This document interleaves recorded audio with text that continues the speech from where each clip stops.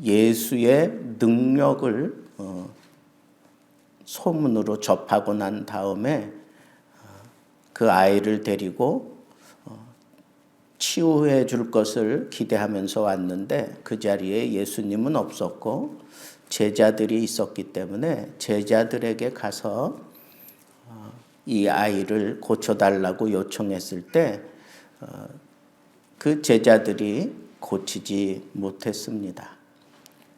그런데 그 제자들이 병자를 고치지 못하는 것을 보고 그 주위에 있었던 서기관들과 그리고 군중들이 이때다 싶어서 그 제자들과 아주 심한 변론이 일어났던 것을 우리는 보게 됩니다.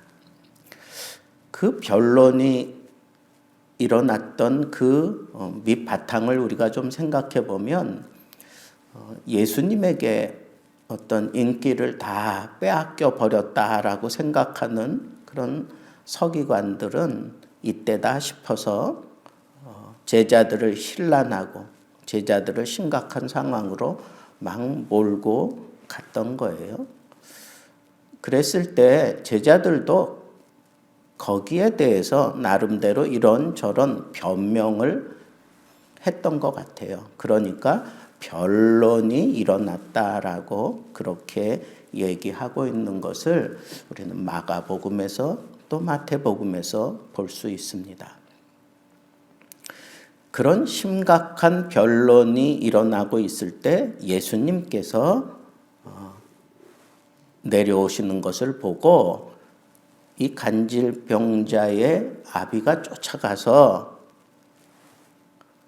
자기의 그 상황을 얘기하면서 이렇게 얘기를 해요. 당신의 제자들이 능히 고치지 못하더이다.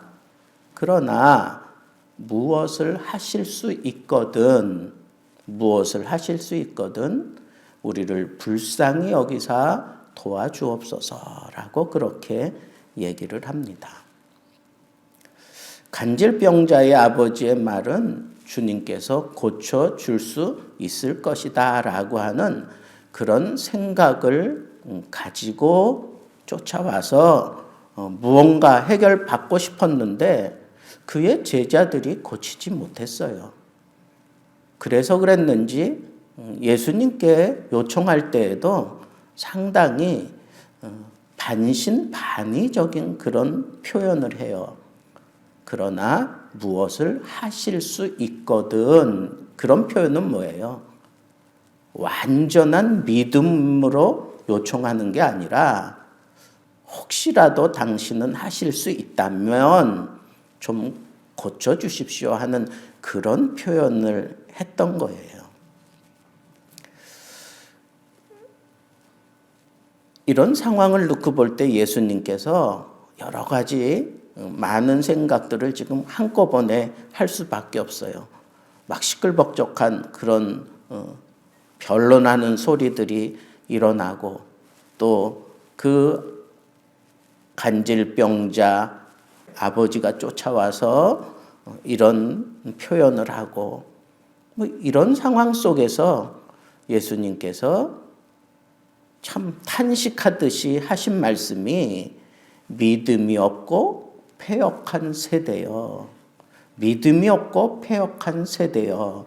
라고 그렇게 말씀을 하는 거예요.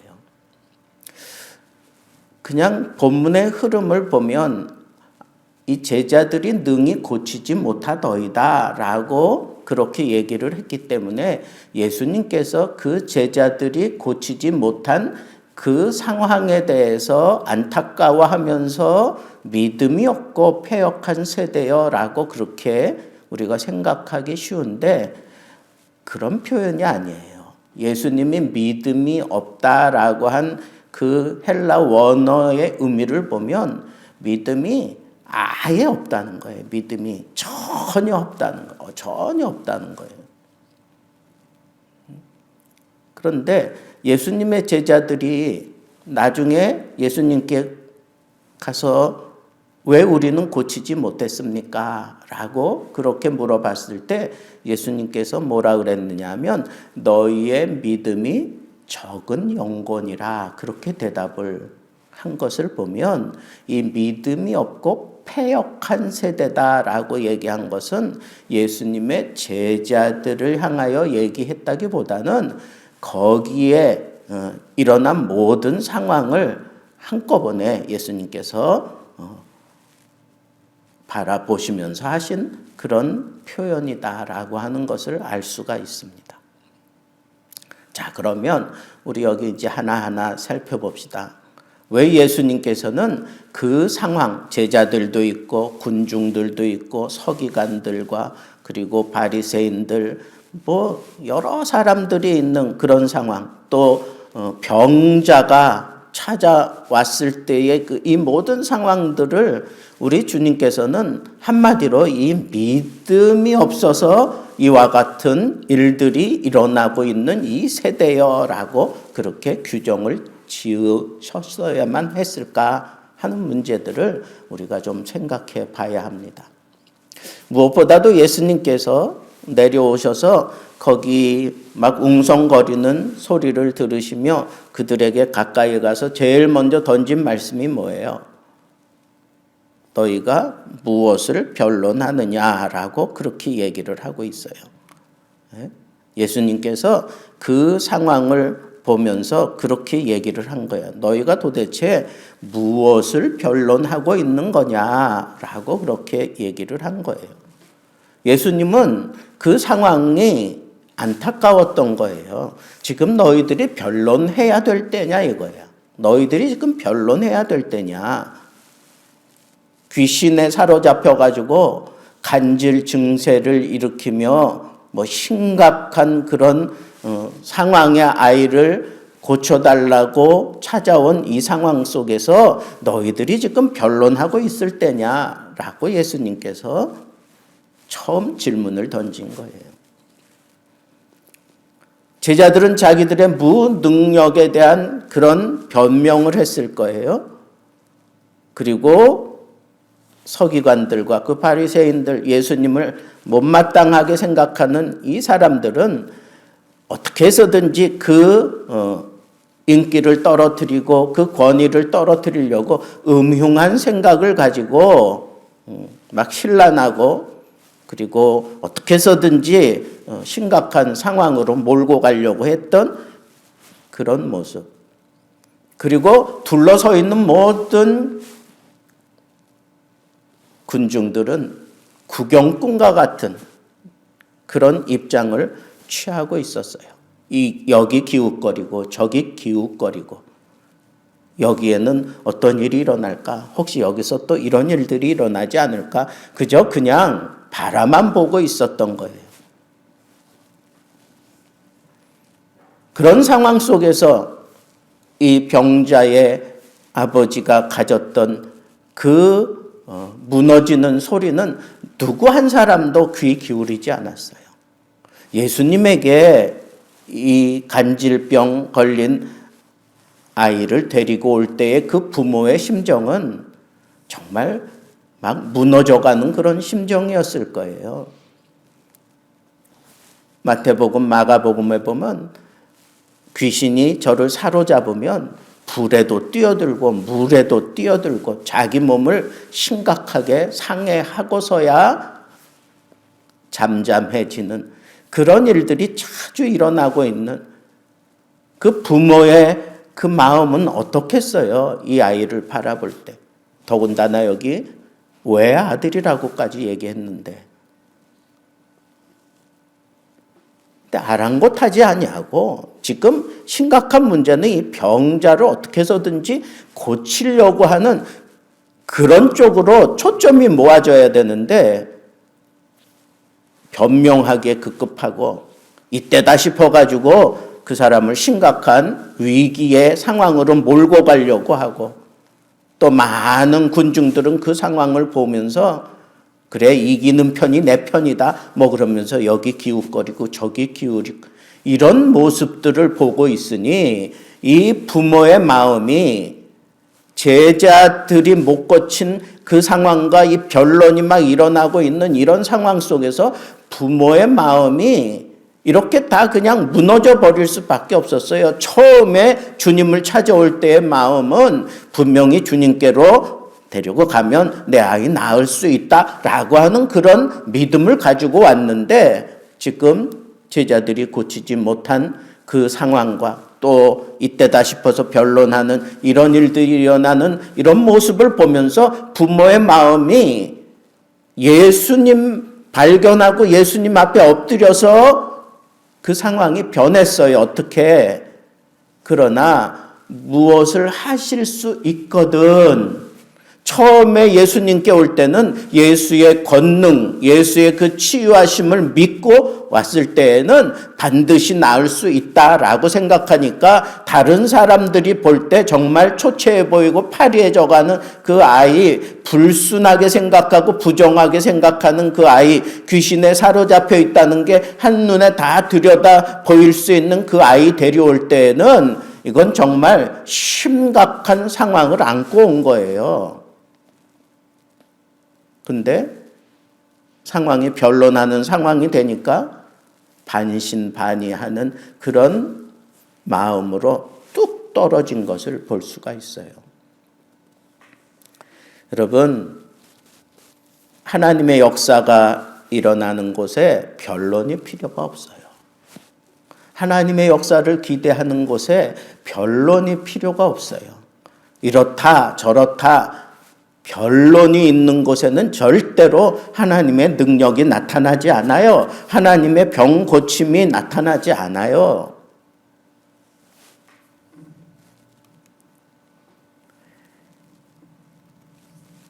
아이의 아버지가 쫓아와서 무엇을 하실 수 있거든 우리를 불쌍히 여기사 우리 아이를 좀 고쳐달라고 외아들입니다. 저가 불에도 뛰어들고 물에도 뛰어들고 자기 몸을 저렇게 상해하고 있습니다. 점점 파리하여져 가고 있습니다. 이 안타까운 그런 상황을 쭉 얘기하면서 무엇을 하실 수 있거든 이렇게 표현한 것에 대해서 자 얼마나 예수님이 그 아이 아버지를 볼 때 얼마나 동정이 갈까요? 얼마나 불쌍히 여겼을까요? 그러면 그냥 뭐 이것저것 가리지 않고 그냥 고쳐 주실 법도 한데 예수님께서는 이 아이의 아버지를 나무라셔요. 뭐라고 나무라셨어요? 마태복음에 보니까 할 수 있거든이 무슨 말이냐? 믿는 자에게는 능치 못할 일이 없느니라 라고 그렇게 분명하게 얘기하셨어요. 무엇을 하실 수 있거든 이렇게 얘기했을 때 우리 주님께서는 그 아이의 아버지를 꾸짖었어요. 할 수 있거든이 무슨 말이냐? 믿는 자에게는 능치 못할 일이 없느니라 라고 예수님께서 아주 단호하게 얘기했을 때 이 부모의 표현을 보세요. 얼른 그 말씀을 받아 뭐라 그랬어요? 내가 믿나이다. 나의 믿음 없는 것을 도와주소서. 자기가 잘못했다는 것을 깨닫고 즉시 고치잖아요. 내가 믿나이다. 나의 믿음 없는 것을 고쳐주십시오. 도와주십시오. 라고 그렇게 얘기를 합니다. 그냥 동정심에 그냥 그 아이를 낳게 해 주실 수도 있을 법한 상황인데 예수님께서는 이 부모의 이 표현을 분명하게 고쳐놓고서야 그 다음에 그 아이를 데려오라 그렇게 하고 아이를 고쳐주셨어요. 이런 걸 보면 지금 예수님께서 믿음이 없고 패역한 세대여 라고 얘기하시는 이 취지가 분명하게 드러나고 있는 거예요.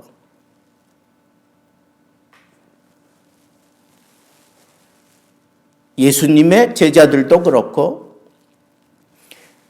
부모의 그 입장도 그렇고 왜 정말 절대적인 그런 믿음을 끝까지 고수하지 못했을까요?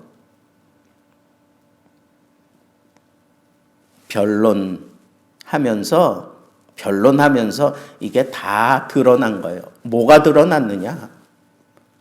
예수님의 제자들이 이전에 자기들이 예수님께 권능을 받고 나가서 복음을 전할 때 병자를 고치고 귀신도 내어 쫓고 막 그런 능력을 분명히 행세했어요. 그런 역사를 일으키고 돌아와서 보고했단 말이에요. 그런데 왜 이번에는 우리 못 고쳤습니까? 라고 그렇게 물었잖아요. 아마 제자들 마음속에 이전에 그런 역사를 일으키고 그런 것을 그냥 마음의 자랑거리로만 생각하고 그걸 우쭐하는 마음을 가지고 있었을 것이다 하는 생각이 들었어요. 껍데기만 있는 거예요. 능력이 거기 나타나지 않았어요. 그래서 예수님께서 뭐라 그랬어요? 믿음이 적은 영혼이라. 믿음이 적은 영혼이라. 그리고 예수님께서 뭐라 그랬어요? 기도와 금식 외에는 이런 유가 나아갈 수 없다 그랬어요. 기도와 금식 외에는 이와 같은 능력 행사함이 나타나지 않는다. 이 얘기는 뭐예요? 지속적으로 그와 같은 치유의 역사를 일으키고 그와 같은 주님의 복음의 능력을 드러내기 위해서는 지속적으로 기도하고 금식해가며 내가 하나님 앞에서 이 믿음을 지켜내지 않으면 너희들의 믿음이 작아진다라고 하는 거예요. 너희들의 그 작은 믿음을 가지고 무슨 큰 일을 할 수 있겠느냐 하는 측면에서 예수님께서 그렇게 말씀하신 거예요. 그렇다고 하면 이런 표현이에요. 변론하는 그 제자의 마음은 우쭐거리는 마음이 있었어. 교만한 마음이 있었어. 이전에 능력 행했던 그런 경험만 가지고 훈장을 삼았어요. 그리고 기도 생활을 하지 않았어. 그러니까 예수님께서 기도와 금식 외에는 이런 능력이 나타나지 않는다라고 얘기하신 거예요.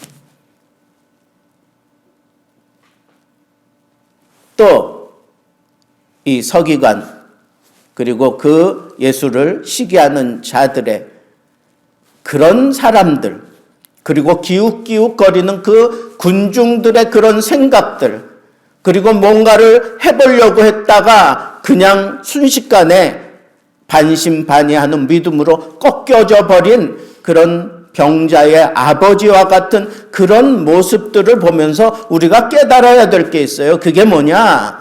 우리의 믿음을 지켜가는 데 있어서 자꾸 이렇게 흔들리고 우리로 하여금 넘어지게 만드는 것은 믿음이 없는 패역함 때문에 그렇다는 거예요. 그 믿음이 없는 패역한 사람들 속에서 내가 이 능력을 행할 수 있고 복음을 제대로 선포할 수 있으려고 하면 제자들에게는 지속적인 기도 생활과 그리고 하나님을 바라보는 그 뜨거운 중심을 가지되 교만하지 말아야 될 것이고 이 믿음이 없는 이 불신앙인들 그 영향을 내가 입지 않아야 된다는 거예요. 그것 때문에 병자의 아버지가 반신반의하게 됐고 그리고 예수님의 제자들조차도 그런 심각한 상황을 그냥 넋놓고 보고 있어야만 됐던 거예요. 그러니까 내 주변에 이 불신앙인들이 많으면 그 영향을 내가 그냥 한 짐 내 어깨에 짊어지고 가는 것과 같아.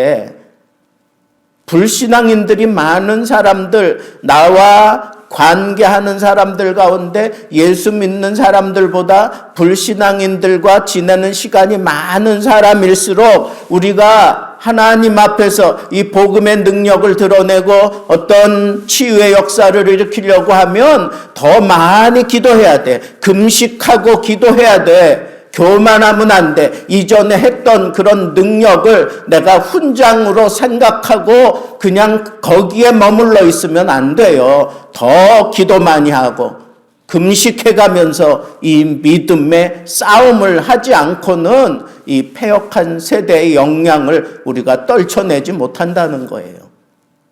또 반면에 이 불신앙인들이 우리에게 끼치는 이 영향이 상당히 심각하다라고 하는 사실을 우리에게 깨닫게 해주시는 거예요.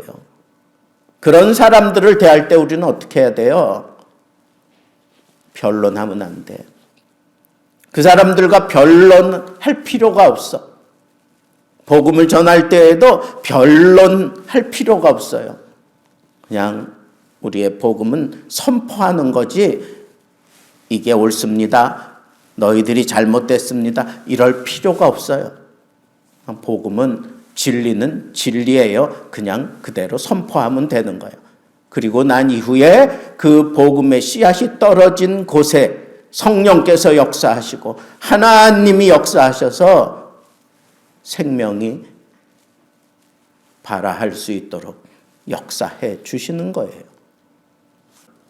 그 다음에는 예수님처럼 하면 되는 거예요. 예수님이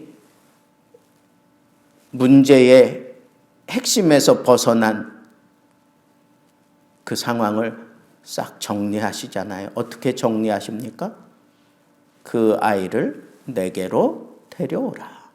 그 아이를 내게로 데려오라. 변론하느라고 핵심이 이게 막 여기저기 다 흐트러져 있었는데 예수님께서 그 아이를 내게로 데려와라. 그 아이를 데려오는 동안에 귀신이 그 아이로 하여금 경련을 일으키게 하고 거품을 물게 하고 쓰러지게 만들고 예수님께서 귀신을 꾸짖어 내쫓아 버리시고 고쳐주셨어요. 여러분, 우리도 예수님처럼 이 믿음이 없고 패역한 세대, 이 세대를 바라보는 눈을 가지고 내가 이 심각한 불신앙에 잠식당하지 않고 이 불신앙 세계 속에서 복음의 역사를 이루기 위해서 변론하지 않고 기도와 금식하며 이 믿음을 딱 휘어잡고 그 다음에는 예수님처럼 우리도 이 문제를 벗어나지 않고 그 문제에 집중해서 그 모든 원흉이 거기 귀신에게 있는 것을 우리 주님이 분명하게 다 부각시키시고 귀신을 꾸짖어 내쫓아 버리고 난 이후에 이 모든 상황이 싹 정리가 됐어요. 더 이상 변론할 필요가 없어요. 더 이상 반신반의할 필요가 없어요. 하나님의 능력이 나타났습니다. 그랬더니 결론이 뭐예요? 하나님의 위엄에 다 놀라니라 그랬어요. 하나님의 위엄에 다 놀라니라. 여러분, 우리가 살아가고 있는 이 시대가 믿음이 없고 패역한 세대다라고 하는 이 사실 부인할 수 없어요. 우리가 가져야 되는 바른 자세. 첫째는 이 불신앙이 나에게 얼마나 큰, 내 믿음의 행진에 얼마나 큰 장애물인가. 불신앙의 그 세계 속에 내가 있다고 하는 것 자체가 이게 얼마나 큰 난관인가 라고 하는 이 사실을 우리가 분명하게 깨닫고 내 주변에 불신앙적인 그런 생각을 가지고 행동하는 사람들이 겹겹이 쌓여 있다면 우리는 정신 차리고 믿음 생활해야 돼요. 그들과 변론하지 마세요. 내 마음이 교만하기 때문에 그들과 변론하려고 드는 거예요. 그리고 껍데기 신앙을 가지고 있는 사람들이 이 불신앙 사람들과 자꾸 변론하는데 빠지기 쉬워요. 우리는 어떻게 해야 돼요? 오로지 주님만 바라보는 그 믿음 생활을 끝까지 고수해야 되는데 이게 내 힘으로 내 능력으로 안 돼요. 어떻게 해야 돼요? 기도와 금식으로. 기도와 금식으로. 내 주변의 상황이 이 불신앙으로 겹겹이 둘러싸여져 있다면 우리가 취할 자세는 하나밖에 없어요. 금식하며 기도하는 거예요. 그래서 이 믿음 붙잡고 있을 때 우리도 주님처럼 핵심 흐트러뜨리지 아니하고 그 원흉과 그리고 그 문제 해결을 위한 분명한 답을 제시하면서 이 모든 상황을 싹 정리해 버릴 수 있는 그런 바른 믿음과 복음의 능력을 우리가 표현하며 살아갈 수 있는 정말 믿음의 사람들이 될 수 있음을 마음에 명심하고 하나님 앞에 오 주님, 내가 이 믿음이 없는 이 패역한 세대에서 하나님 앞에 기도에 더 정진하고 정말 금식해가며 내 믿음 지키려고 발버둥 치는 동안 나의 믿음 없는 것을 도와주십시오. 적극적으로 여러분들이 오늘 말씀을 들으면서 그래, 나도 모르는 사이에 이렇게 내 믿음이 적어진 것 아닌가 하는 생각이 들었다면 이 간질병자의 아버지처럼 즉각적으로 전면전으로 뛰어들어야 돼요. 나의 믿음 없는 것을 도와주소서. 내가 믿나이다. 반신반의하는 자세에서 빨리 돌아서서 내가 믿나이다. 나의 믿음 없는 것을 도와주소서라고 그렇게 고백하며 이 바른 믿음, 절대 믿음을 가지고 이 불신앙의 세대에서조차 우리가 하나님의 뜻을 온전히 이루어 드리고 하나님의 능력의 복음을 제대로 선포하며 살면서 하나님의 영광을 드러내고 하나님의 그 위엄에 모든 세상 사람들이 놀랄 만한 그런 바른 복음의 행전, 믿음의 행전 펼쳐갈 수 있는 귀한 믿음의 사람들 되기를 우리 주님의 이름으로 축복합니다.